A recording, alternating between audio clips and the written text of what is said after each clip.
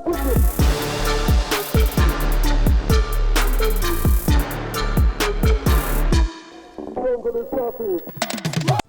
what's up? Welcome to a new angle. What do you think? Do you like the angle? I personally think it looks pretty cool. I know that Andrew will give me shit because I've got my knees out, I'm wearing shorts, I don't have pants or jeans on, but it's just too damn hot and I've strained my calves. I've got an ice pack on it at the moment, so gotta do what you gotta do. Anyway, today what we're talking about is there's a product that ever since the first generation of it, I've been super intrigued by and really wanted to get my hands on. It's just a little bit unique. So when Moza reached out and said, would you like to try the Slypod Pro? I was, of course, yes, I said yes. A quick little disclaimer before we get going. Moza did not pay me any money.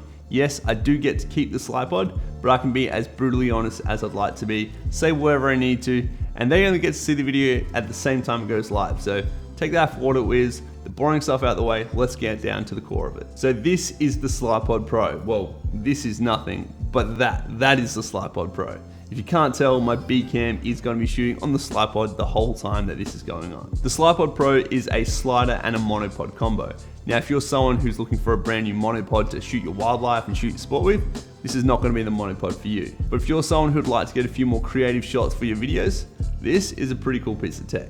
This was not made to be used in the traditional way that a monopod was. Rather, it's a monopod in the sense of it can balance itself, or you can support it while it balances itself while it does what it's traditionally made to do, be a slider. So it's not really a monopod, it's the slider portion, however, that should make you a little bit giddy, and that's probably what we're all here for. Because of the monopod form factor and the extendable gooseneck, if you will, it allows us to get into unique positions that a traditional form factor of a slider just can't get into. That's going to give you new perspectives and new outlooks on different scenes and scenarios. And because of its monopodability, I don't know if that's a word, but what?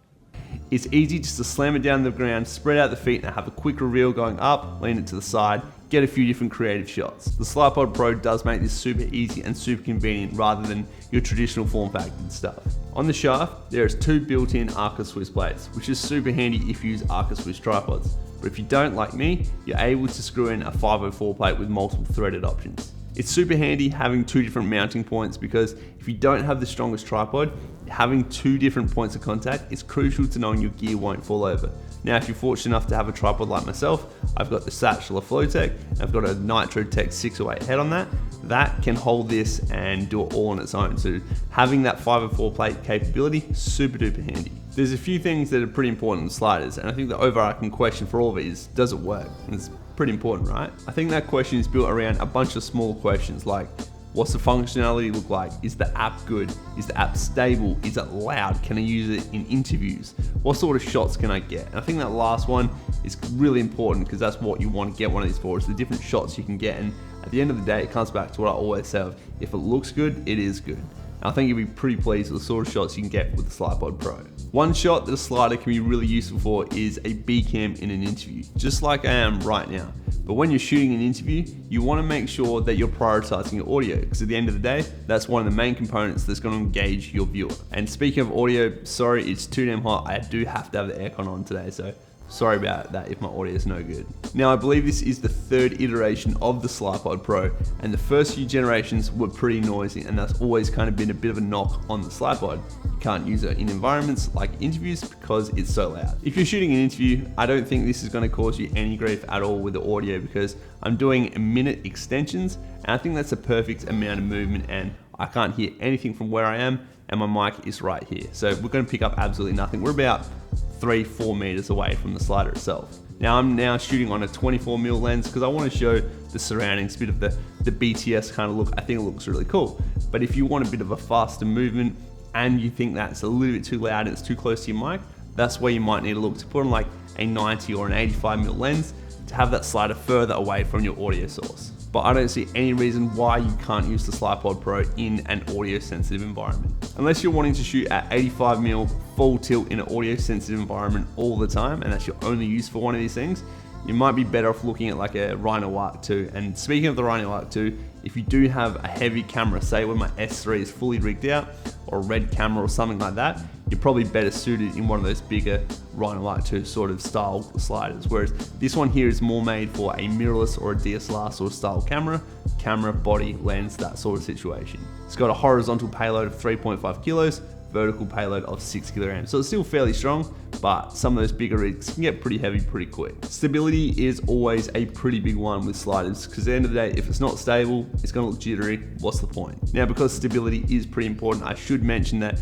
I do have a few time lapses I tried at 70mm and at 90mm that just didn't really come out because they were a little bit shaky. The reason they were shaky is in a super windy environment. And it's important to note as well, these time lapses were time lapses that a traditional slider form factor wouldn't have even been able to get. So the fact we're able to do it in the first place, pretty neat. Now, if I went back and repeated that time lapse with no wind, would be happy days. When those conditions allow, you're gonna have people saying, how the hell did you get that shot? Because they do look really cool. Having this gooseneck allows you to go through gaps or come from one side of a fence to the other that you just can't do with a traditional slider. One thing I have noticed as well is, especially when you're shooting macro, it does want to do a little bit of a shake right as it gets to the end or right as it starts up. So if you kind of allow for that and go a little bit further, so when it comes back, it does a little shake for like half a second and then it's smooth, and then you just cut your clip from there to wherever you want to end it. That is a good way to kind of get around those shakes. But the way it performs through the whole range, really impressive. And even with the 24mm probe lens, which is a nightmare lens for sliders, my Edelkrone does not want to stay smooth with that. This thing kills it. I'm very happy with that. And this is kind of like the probe slider to the probe lens, so really cool combo to use. The Slypod has a USB-C port and it's got 3 buttons. It's got a power on, it's got an up and a down button. When you turn it on, there's a light that turns green, but as you can change it. So mine is bright purple. I think it looks really cool. I say bright purple, however, unless you're in a dark or a dimly lit room, you're not gonna be able to see it without literally putting your eye onto the Slypod. And just like any device made in the 21st century, there is an app to go with it. Unless you're literally slapping this down and pressing a button and happy with the speed that you get as default, well, you're probably going to be using the app for the most part. Applications have the ability to make or break brilliant hardware. This application it's good, not great. It's 100% usable, but there's definitely room for improvement. If you use items like the Edelkrone head one or the slider one like I have, you'll understand that the Edelkrone experience is really easy to use. It looks good, it works, and it's fairly simple to use. This one, it's not a deal breaker, but it could use a bit more work. I also find that the connectivity is super easy, but I do have issues as soon as you quit out the app, the slider just disconnects, and then if it's in motion, you want to change something, you need to then reconnect, which means stopping the motion you're going through. If you're in an interview and you need to do that, well, you're gonna lose all your motion for the rest of that interview. I also like to use my Monitor Plus app on the same phone, and if I want to connect to that, I have to disconnect from the slider to be able to connect to that, and then it means you lose all connectivity, the slider's gonna stop. So there's a few limitations to that, so I do wish there was more onboard control or a wireless remote. But we all know that wireless remotes come with their own array of problems. Maybe I just need to get 4 or 5 phones to control everything that I use. One thing I'd love to see come in a firmware update would be the ability to customize user presets onto the buttons on the device itself, rather than needing to use the app. As I mentioned, the light on the bottom of the unit can change to all different colors. So in the app, if you were able to save a bunch of different presets to different colors, you could cycle through the colors with the buttons on the Slypod itself and choose a preset. That would be super handy. Let's say you had your time lapses set to blue, and blue was start to finish, 20 minutes, and it was just gonna be one slow extension the whole way.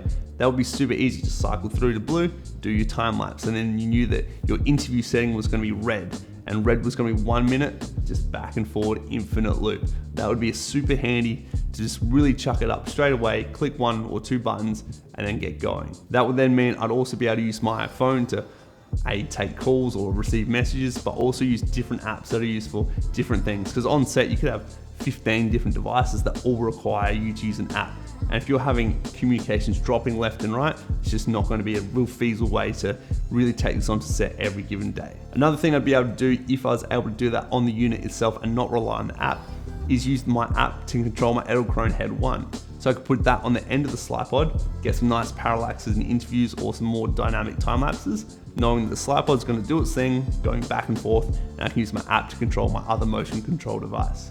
That would be super handy. So that's something I'd love to see implemented in future firmware, and that would just take the whole usability of this just to a whole nother level for me, and just the ease of it would just be so handy. Like I said before, the app is good, not great. 100% usable and not a deal breaker, but the good thing about this is if Moza really want to take their products to the next level, they could just rehaul that app overnight. You get an update on the App Store, you've got a whole new experience. but you can't just do that with the hardware.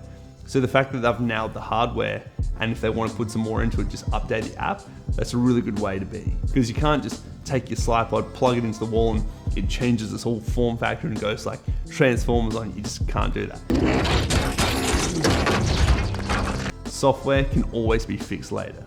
So there's hope for the app yet. Something I love about this slider is it's not a traditional belt-driven slider. Now, maybe it is, I don't know, I haven't taken mine apart to work that out, but with a traditional side-to-side slider, you have these rubber belts, and if you leave it dormant for too long, just sitting in your cupboard for 1 to 2 months between uses, those belts can create kinks. And when you use it, those kinks create bumps. So if you're shooting with like a 90mm macro or a 24mm probe lens, those kinks and those bumps just completely ruin your footage. And speaking of the probe lens, because of the uniqueness of the probe lens getting to places you can't normally get into, and you kind of have the same thing with this slider, it's a really cool combo to get into just a whole range of unique places and get closer to objects than never before.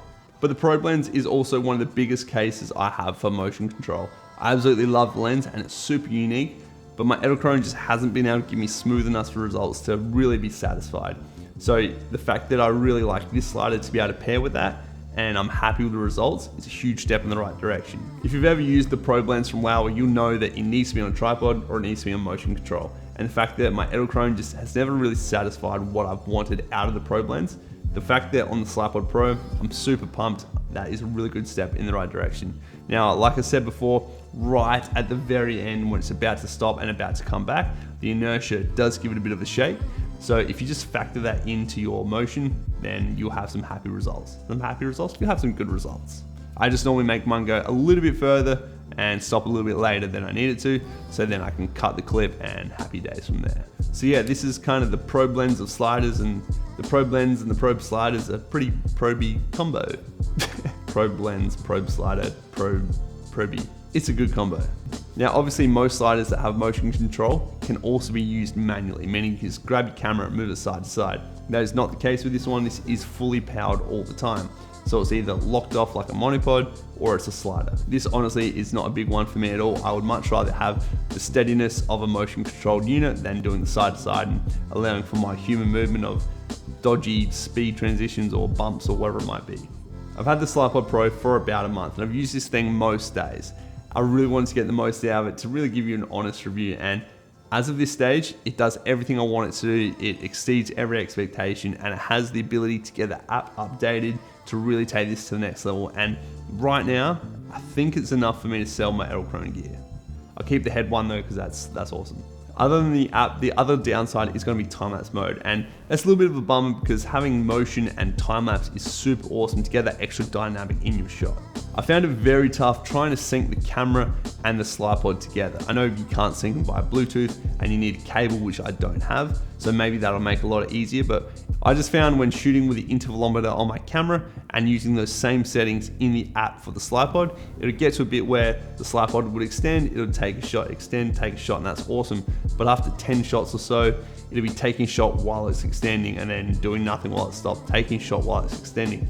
So having those little sync ups, those little issues, not so fun, but there is a cable that you can use to be able to sync your camera and the Slypod together. The Slypod will then trigger your camera. So maybe I just need to grab one of those.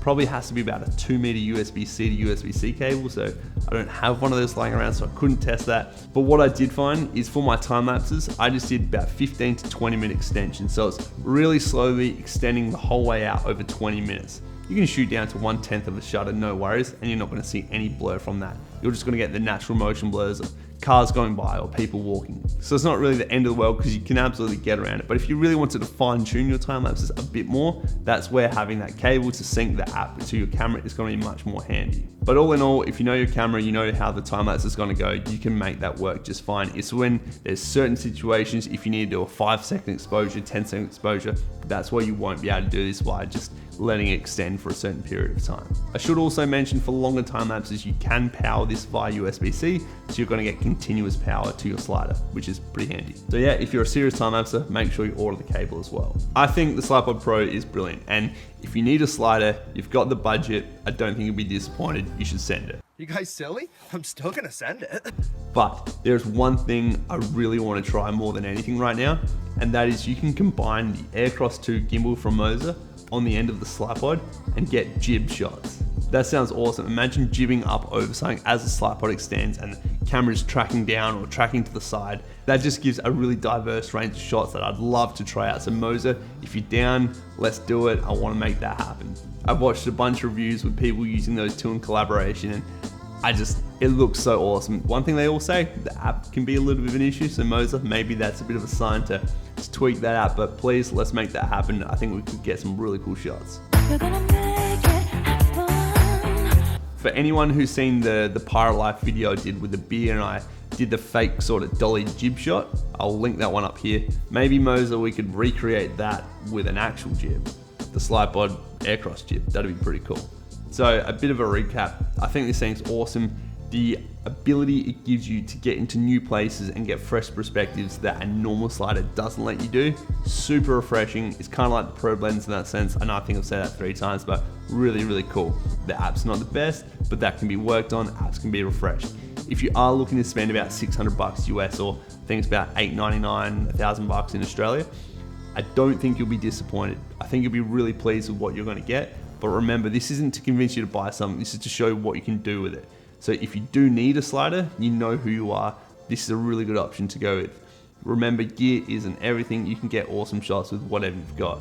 But if you are in the market and you are looking to up your production in interviews or whatever it might be, really solid option. I think you'll enjoy it. All right, so that about wraps this one up. I do have a vlog that'll probably happen sometime in the next 6 months using the Slypod. I've had a shot just stuck in my head for the past year, and I think this with a 24mm probe is just the perfect combo to get that one shot I really want to get. So that will happen eventually. Okay, we're just about out of time, right? But before we go, I really like the Slypod, and if you like this video, please give it a big fat thumbs up. Let me know in the comments if there's anything I missed that you'd like to know about. I'll do my best to get back to you.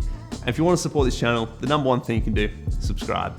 Super duper helpful. If you made it this far and you're not subscribed, I'm probably the guy for you in a virtual tutorial-ship way. If you want today's music suggestion, go listen to Pod by Tenacious D. Come join me on Instagram. I'll see you in the next one. Bye! Also, this video was shot on the HELIOS. I love this lens. I bought it from Retro Film House. They're from the Ukraine. If you want to support them in their time of need, I'll leave a link in the description below. Bye!